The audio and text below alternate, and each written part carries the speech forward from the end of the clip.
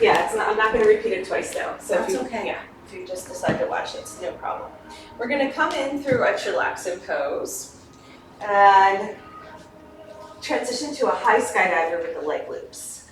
This is our training wheels that we use for the next stretches. There's like a longer training wheel sequence, but we're going to go right into the next stretches. We've been doing a lot of neck and shoulders, if you haven't noticed. I'm only doing it once, so you decide. Yeah, I'm going to try it.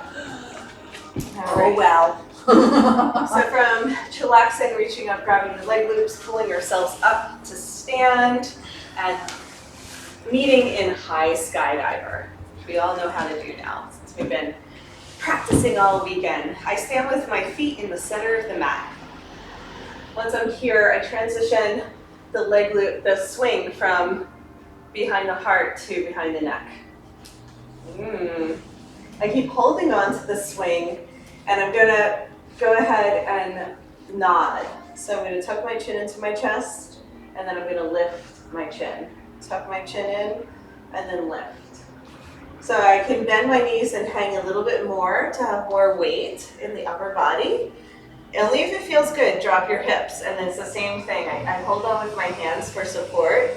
I can have straight arms, or I can bend the elbows, and that'll be a little bit more weight. So I'm just nodding, lifting the chin, tucking the chin, making sure the cervical spine is happy.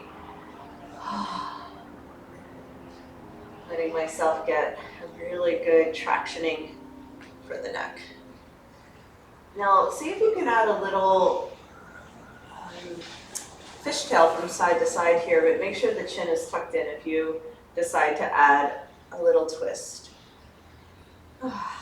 It's pretty intense for the fascia, but it feels pretty amazing at the same time. Okay, so I can push the hips up, drop the hips, come back and forth to adjust the weight.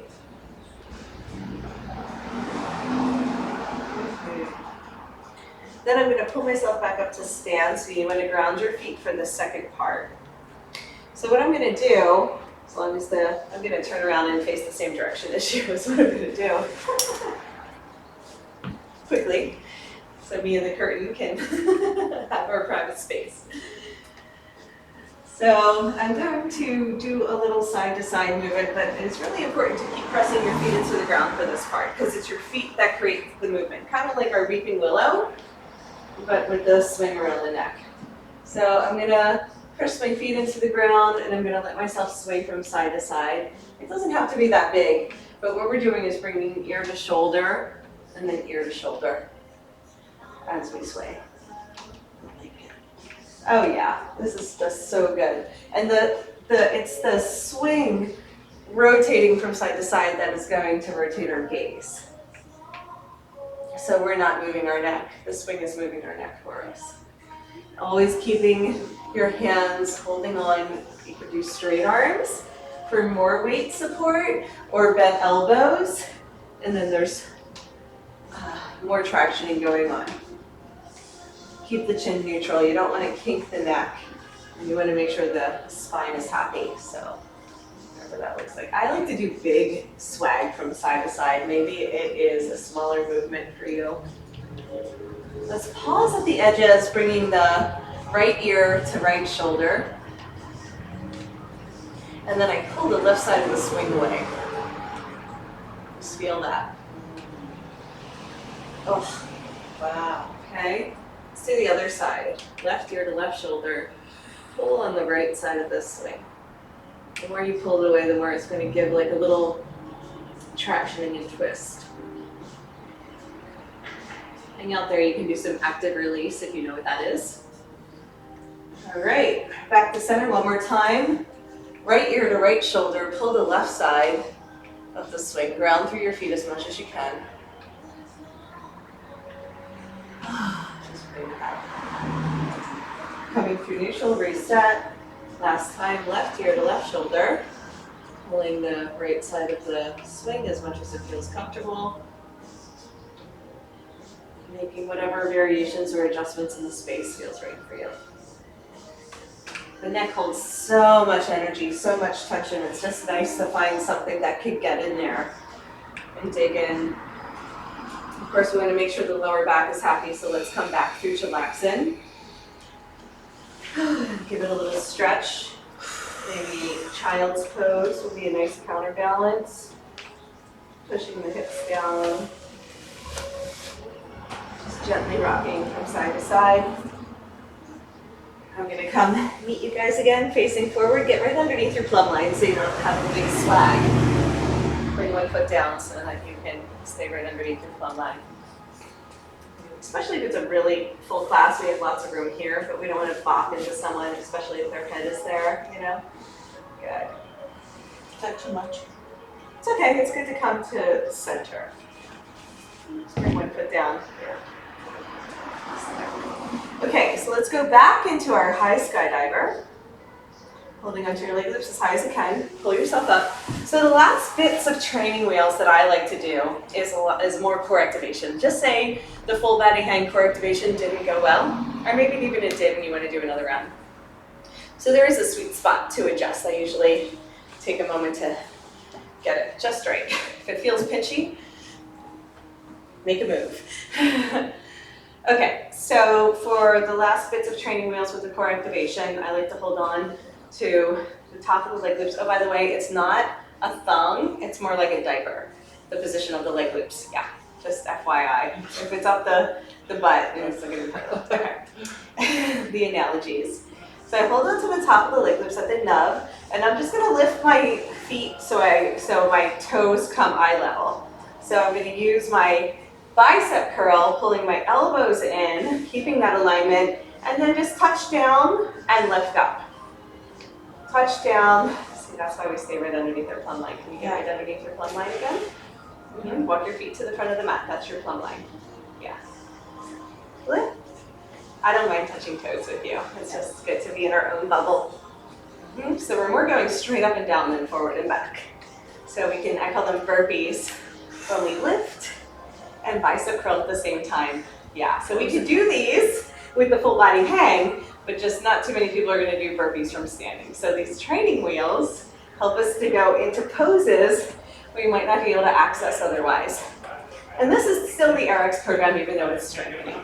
From there, we can learn how to do some of our acrobatics and our flips by bringing our toes towards the sky and rolling back down. So see if you can try it. Toes towards the sky and rolling back down. Walk your feet to the front of the mat and stand underneath your plumb line. It's a wheel. We're going to learn it's another. But you squeeze your legs together to keep. Yeah, always. Straight legs, squeeze together, roll back. This is another pivot point that we'll learn when we do the acrobatics. Just try it. I'm trying. I like it when you have a hard time and you talk back. It's my favorite. I am trying. I love it. You're doing great. Yeah. Walk your feet to the front of the mat. And then just lift as high as you can. You don't have to go too far. So what happens is we're not used to getting our hips above our head to come into the full plow for the full wheel, to come into some of the acrobatics and flips. So what's really great is the leg loops on around our thighs, because they are going to slide. Give us a little extra support to get comfortable lifting, going up and back, because otherwise it's really scary. But eventually we can do that without the leg loops on. But for now, yeah, that's it. That's the right direction. We just want to go in the right direction, and then eventually we can lift our hips. It's a pivot point, it's not strength. Everyone's like, I'm not strong enough. It has nothing to do with strength, it's effortless. It just has to do with leveraging our power. Nice. Mm-hmm. Practice that. Yeah. Well, we'll practice that in the advanced training. That's just a little teaser of the direction we go in. So come to sit. Yeah. So the whole idea that we learned yesterday with the pivot point was that when our hips go up, our head goes back. When our head comes up, our hips go down, right? So it's the same thing. It's like for our hips to come up, our head has to come down. And that's usually where people get stuck, is they're keeping their head up and trying to lift their hips. And it's the same pivot point, right? So head up, hips down, hips up, head down. So most of the time, people just get to level and they get stuck, right? So the whole idea is that you're able to lift your hips. So your head comes down, your torso stays in a straight line. It's that same L shape in the body that we've been working on. So that's all of training wheels. And we don't even need to learn any of that for our practice today. It's more just great to see why do we, just like when we were doing the arm presses on the ground, why do we do that? In order to get ready for Superfly. We do this in order to get ready for our inversions, our flips, and our advanced. Okay, we're going to completely switch gears. We have 10 minutes left to learn the shoulder sequence, and we did a little bit of the shoulder sequence yesterday.